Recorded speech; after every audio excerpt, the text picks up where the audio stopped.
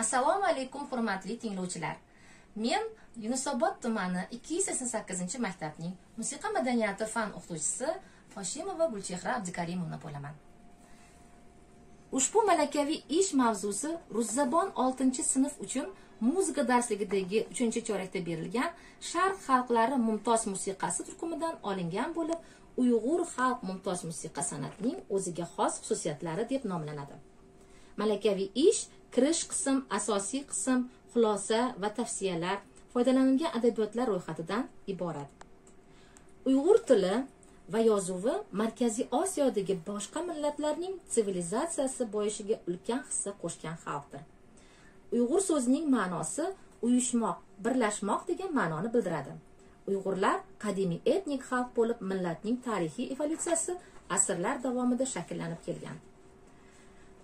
Uyg'ur xalq musiqa madaniyati o'zining ko'p asrlik rivojlanish tarixiga ega. Bunga oid ma'lumotlarni qadimiy me'morlik yodgorliklarida tasvirlangan suratlardan, eski yozma adabiyotlardan, xalq og'zaki ijodi namunalari, qadimgi risolalar, Uyg'ur diyoriga tashrif buyurgan ko'pgina sayyohlarning yozib qoldirgan xotiralari, shuningdek ming uy arxeologik obidalarda saqlanib qolgan manbalardan olish mumkin. Ushbu jadvalda Uyg'ur davlatining shakllanish bosqichlari aks ettiryapti. Eramizdan avvalgi 6000 yillikda to hozirgi kungacha tashkil etilgan Uyg'ur davlatlari.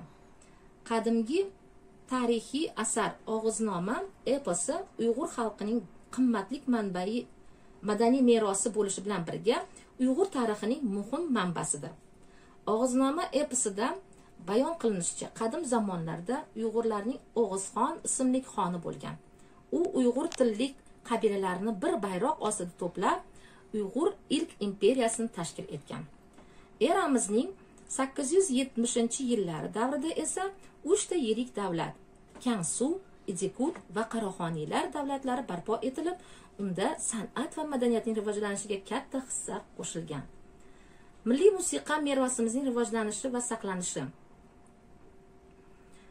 1490-yil 1533-yillari Yorkand shahrini markaz qilgan Saidiya Uyg'ur davlati va uning asoschisi Sulton Saidxon sulola shajarasini ko'rib turibmiz.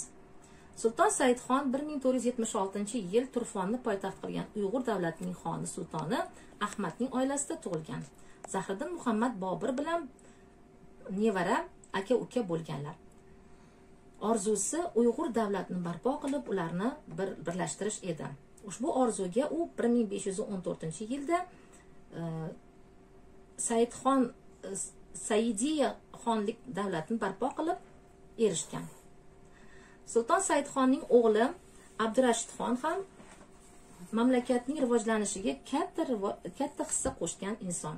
Sulton Abdurashidxon saroyida Malika Omonissaxon va saroyning mashhur maqomchisi Qidirxon Yorkandiylar tomonidan Uyg'ur muqomlari yig'ilib tartibga keltirilgan. Malika Omonissaxon 1523-1557 yillari faoliyat olib borgan mashhur shoira, musiqa bilimdoni, muqom ustasi bo'lgan tarixiy shaxsdir. Shoiraning Devon Nafsi nomli g'azallari to'plami adib sifatida saqlanib qolgan. 1967-yili O'zbekiston radio komiteti huzurida G'anijon Toshmatov boshchiligida Uyg'ur ansambli tashkil etildi. Ushbu ijodiy jamoaning asosiy vazifalaridan biri 12 muqom turkumini tiklashdan iborat edi. Shu munosabat bilan ansambl tashkilotchilari dastlabki yildanoq muqom namunalarini puxta biladigan xonanda va sozandalarni izlab topib, ularni ishga jalb etdilar. O'zbekiston Respublikasida Uyg'ur muqomlarini bilimdoni, san'atshunoslik fanlari doktori, muqom musiqashunos va kompozitor Abdulaziz Hoshimov milliy merosni ilmiy nazariy jihatdan yoritishga ulkan hissa qo'shgan. Muqomshunos sifatida xalqaro anjumanlarda, festivallarda dolzarb mavzularni ishlab chiqqanlar. Uyg'ur musiqasining janrlari. Qadimgi boy merosga ega bo'lgan Uyg'urlarning musiqa san'ati uzoq o'tmishdan tortib 2 qatlamda Uyg'ur musiqasi va og'zaki an'anadagi kasbiy musiqa ijodiyoti shaklida rivojlanib, bizning davrimizgacha yetib kelgan. Uyg'ur 12 muqomi 3 ta katta mahalliy guruhga ya'ni Qashqar, Do'lon va Qumul muqom guruhlariga ajratish mumkin.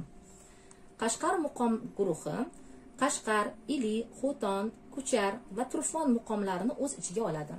Uzoq davrlardan beri bir-biri bilan yaqin ijodiy va ijrochilik munosabatda bo'lganlari sababdan muqom turkumi tarkibining o'xshashligida, nomlanishlarida va ularning bir xilligida she'r asosining mumtoz shoirlar g'azallarida asoslanishida kuy ohanglarining ma'lum darajada yaqinligida va boshqa jihatlariga ko'rish mumkin. Do'lon muqomlari va Qashqar muqom guruhidan farqli o'laroq Uyg'ur diyorining janubdaroq Yorkent va Oqsuv viloyatining Makit va Ovod nohiyalarida markaz qilgan viloyatlarni o'z ichiga oladi.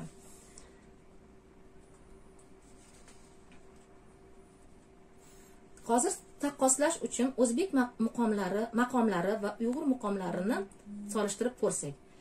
Ko'rganingizdek, Uyg'ur muqomlarida shakl jihatdan birinchi muqom beshim, keyin doston nag'malar va ularning orasida kuylar, doston marg'ullari va undan keyin sanam, noxshilar va sanam bo'limi keladi. Hozir sizni diqqatingizga muqom beshidan bitta parcha tomosha qilsak. Marhamat.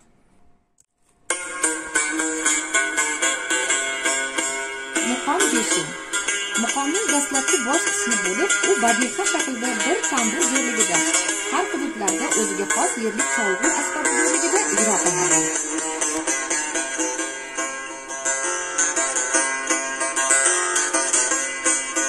Mazahab aylagan haykallaring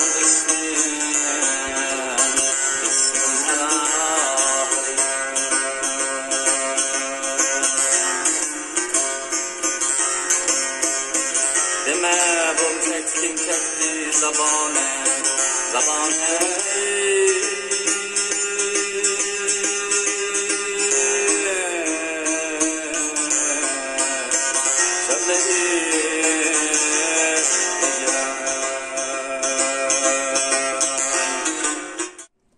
muqom boshi qismidan keyin doston va noxsho qismi keladi. U yerda doston nag'ma va doston marg'ullar ijro etiladi.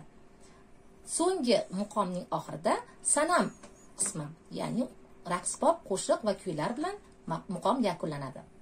Endi o'zbek maqomlarini ko'rib chiqsak, avval mushkilot cholg'u bo'limi ijro etiladi, faqat kuylar, keyin faqat aytim yo'llari, nasr aytim bo'limi ijro etiladi.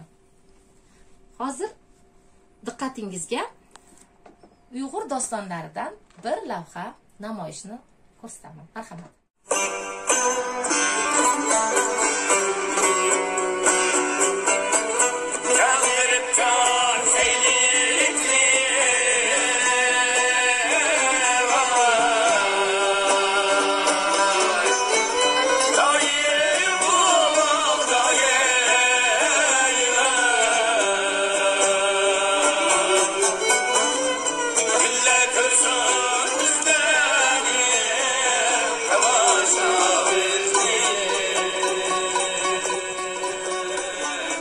Dostonlar Uyg'ur xalq orasida paydo bo'lib, uzoq vaqtlardan beri xalq ichida ijro qilinib kelinayotgan dostonlar har bir hududda o'ziga xos yerlik shaklga ega bo'lgan holda rivojlangan. Uyg'ur kasbiy musiqa ijodiyotining muhim bir qismini noxsho janri egallaydi. Tarixiy qahramonlar va ularning ozodlik yo'lida ko'rsatgan jasoratlari noxsho she'r matnlarida alohida o'rinni egallaydi.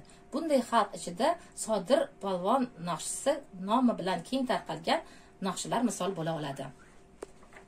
Sanam janri.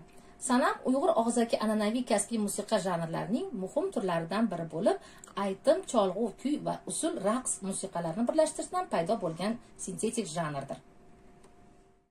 O'zbek xalq cholg'ulariga yaqin va o'xshash bo'lgan Uyg'ur cholg'ulari uzoq o'tmishdan tortib to hozirgi kungacha taraqqiy etib, ma'lum o'zgarishlar bilan rivojlanib kelmoqda. Hozirda ma'lum va musiqa amaliyotda qo'llanib kelayotgan cholg'ular quyidagi guruhlardan iborat. Torli cholg'ular, dutor, tambur, Qashqar rubobi, damli cholg'ular, nay, qo'shnay, surnay, karnay va zarbli cholg'ular, nog'ra, dob, sapaya. Xulosa qilib aytganda, ushbu malakaviy ish umumiy o'rta ta'lim maktablarida musiqa madaniyati fanini o'qitishda pedagogik texnologiyalarni qo'llash orqali o'quvchilarda amaliy ko'nikmalarni rivojlantirish, sharq xalqlarining, xususan Uyg'ur milliy musiqasidagi o'zaro o'xshashlik va farqlarni bilish, ularning shu fanga bo'lgan qiziqishlarini, munosabatlarini yanada orttirish mumkin. Hurmatli tinglovchilar, e'tiboringiz uchun katta rahmat.